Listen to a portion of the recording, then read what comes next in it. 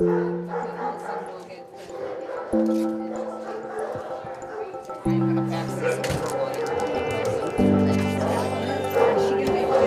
Yeah, she is microchipped. I'll give her that. When was that done? A while ago. Like you changed the name on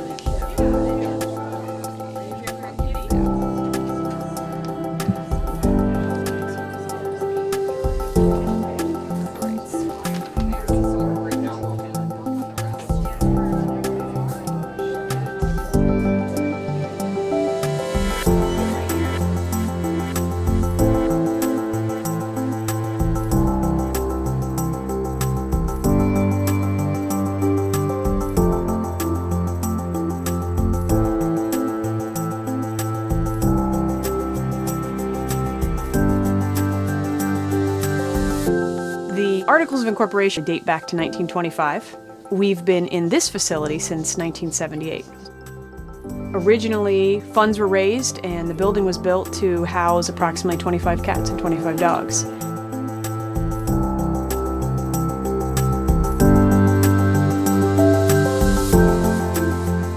When the building was designed, it was designed like any building where it had not just space for the animal housing, but also space for the people. Office space, meeting space, break space. And the way that we've accommodated that volume of animal increase over the last 20 years is we've taken all that human space and we've turned it into animal housing space.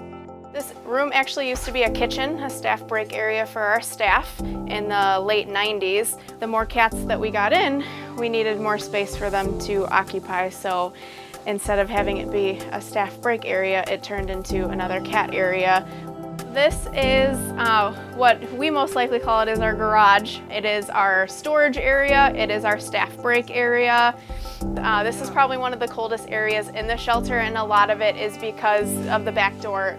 People are constantly going in and out of the back door, so you're just pushing in all that cold air.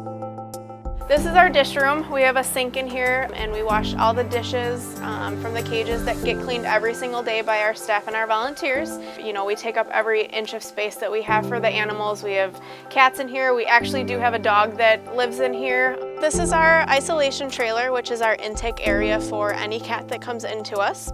Our cat population has just increased, therefore, to take care of them, putting up more cages, taking up the floor space, taking up the counter space, and taking up an office that wasn't being used on a day-to-day basis. We have outgrown this probably 10, 15 years ago, and they utilize every bit of space.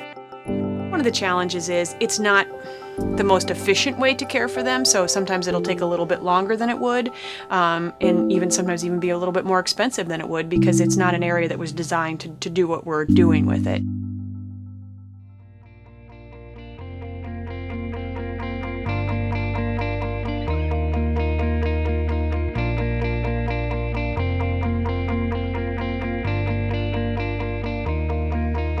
In 2007, we went through the process of figuring out with an architect exactly what we would want to put in a new building, and even more exciting, a big part of that was figuring out how we can take what we currently already have been given towards the project, and instead of just having to wait until we have everything, be able to use that right away. And the situation that we have, which is a daily problem around here, that could be alleviated immediately.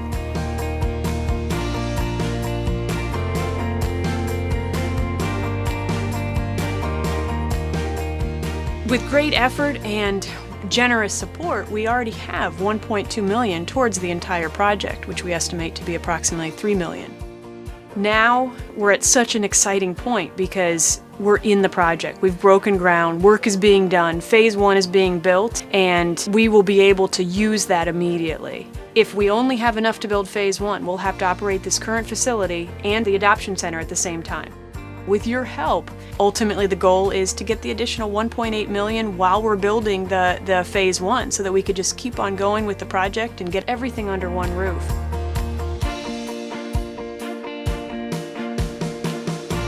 One of the greatest things that we suffer in the current facility is average stay time for the animal ends up being a lot longer versus what we'd be able to do in a facility that was actually built to handle a larger volume of people and animals.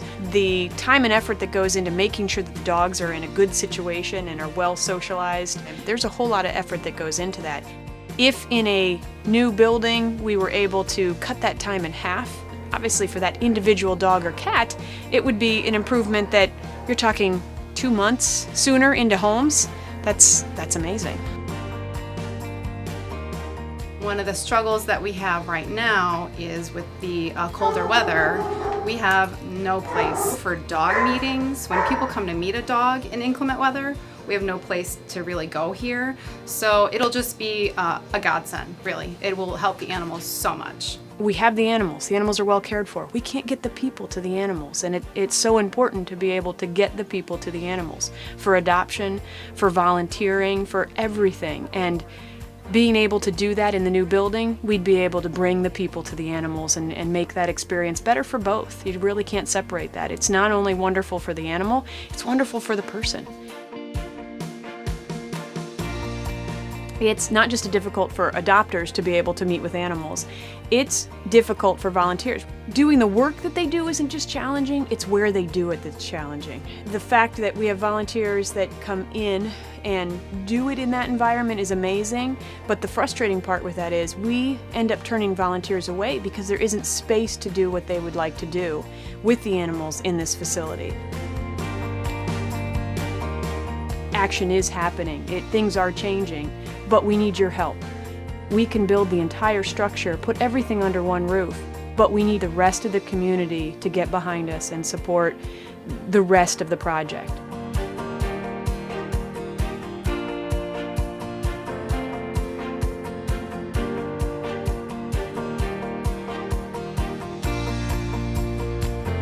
As fewer and fewer shelters take in stray animals, we need to have our shelter be bigger and better, and that's what we're hoping for with our new building. I'm just so excited. I have to say, I didn't think I was going to live long enough to see that building. I am.